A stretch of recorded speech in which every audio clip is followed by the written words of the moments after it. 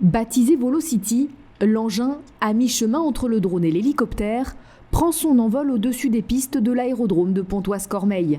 Le futur taxi volant, surmonté de 18 rotors, effectue un vol en conditions réelles dans un espace aérien resté ouvert. Cette première en Europe est l'aboutissement d'une année de tests dans le Val d'Oise, menée par le constructeur aéronautique allemand Volocopter et ses partenaires, la région Île-de-France, la RATP et ADP. Jusqu'à maintenant, on a testé des briques. On a testé l'acoustique, la dernière fois à Pontoise en mars dernier. On a testé le dialogue avec la tour de contrôle en septembre dernier. Là, on assemble les briques. L'appareil décolle et il s'insère dans le trafic aérien. Donc, c'est-à-dire que le pilote a dû dialoguer avec la tour de contrôle pour avoir l'autorisation de décoller. Puis, il se repose au sol et on fait les opérations de maintenance. L'objectif commun, transporter les premiers passagers lors des Jeux Olympiques de 2024, avec une dizaine de taxis volants déployés dans le ciel francilien, pour 2 à 3 vols par heure par appareil. 3 liaisons sont à l'étude.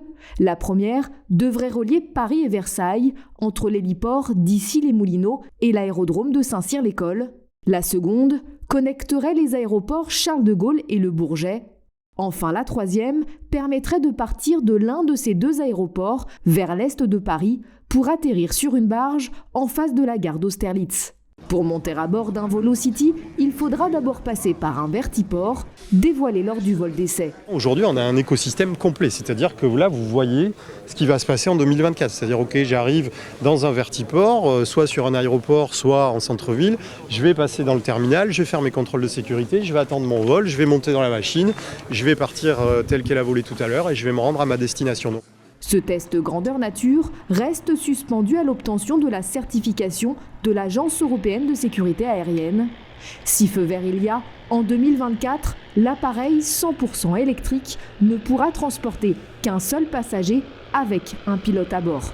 On est sur un niveau d'émission proche de celui d'un autobus conventionnel. Et à ce titre, on estime qu'il peut avoir sa place en environnement urbain.